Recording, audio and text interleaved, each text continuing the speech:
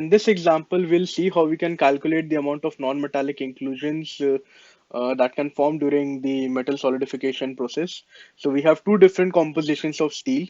The first is the high aluminum weld and the second is the low aluminum weld. So let us start by calculating the inclusions in a low aluminum weld.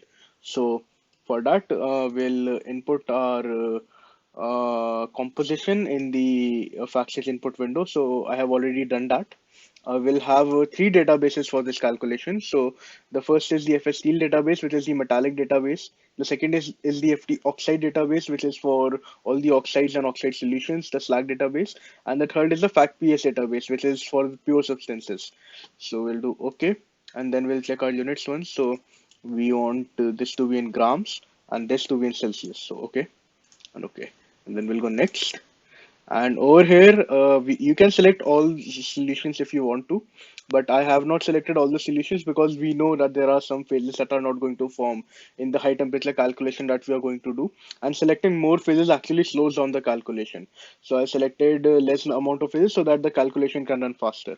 So I'm selecting gases over here and pure solids. And then my temperature varies from 2500 to 1000 at an interval of every 100 degrees. I'm also selecting the option of normal plus transitions over here instead of just a normal calculation. So I can see at what temperature, what phase actually begins to precipitate out. And now I'm just going to calculate.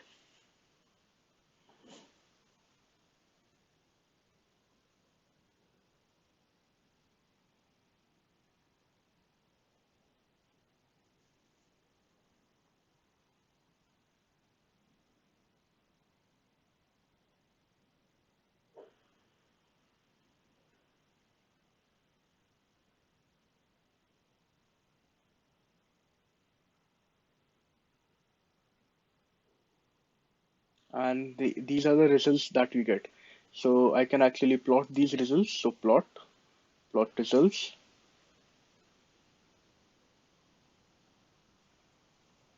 So I want to plot y variable is grams and x variable is temperature in Celsius. So refresh and OK.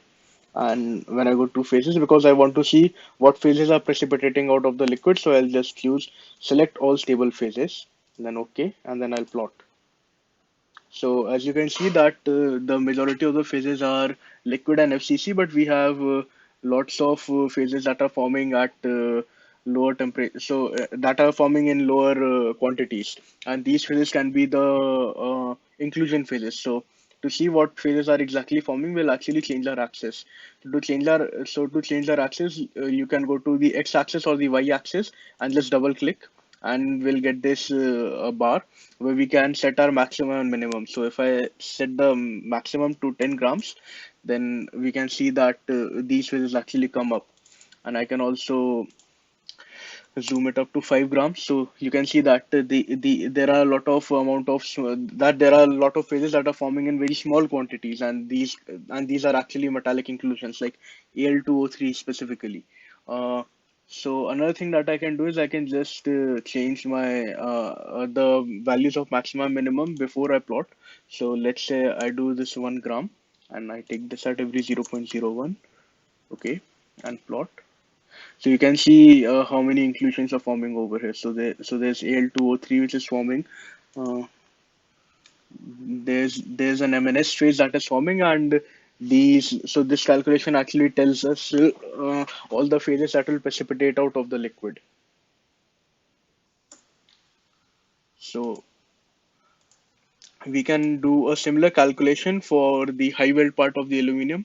So this is again similar, a zoomed up section of the calculation that we did before. So if I go to the formation of non-metallic inclusions in the high aluminum part, so I'll go to my input window again and I'll change the amount of all the elements that are over here. So this is 0.06, 0.06. Also have SI over here, so add SI 0.2.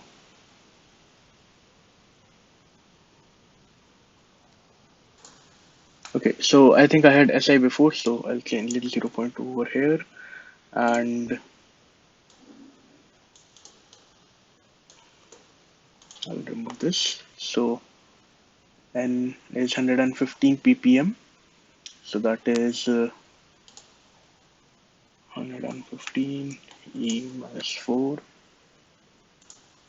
then it's 351 ppm, so 351 E minus 4, 0.023.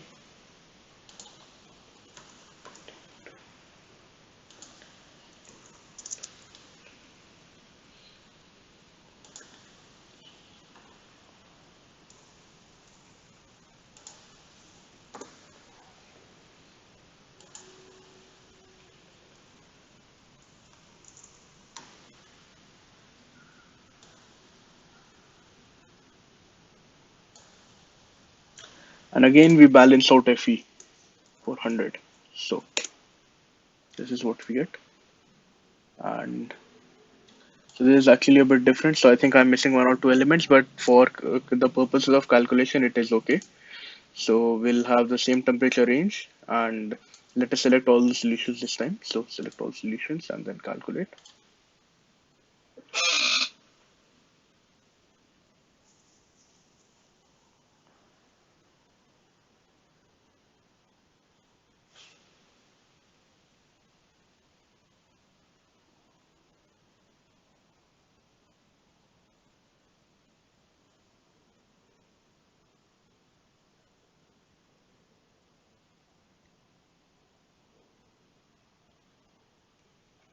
So as you can see that because I've selected all the phases, so the calculation is taking a bit longer.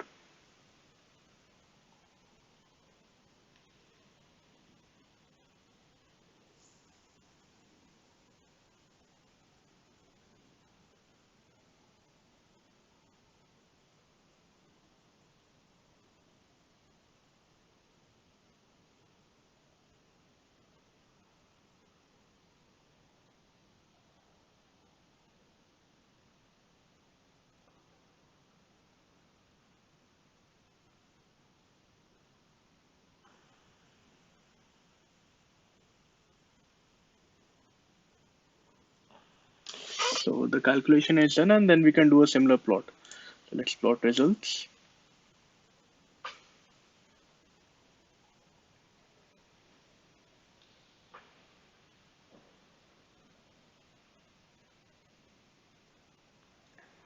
And let us plot out just a zoomed out view so that we can see exactly what inclusions are forming. So okay, and select. So we'll select all stable species again.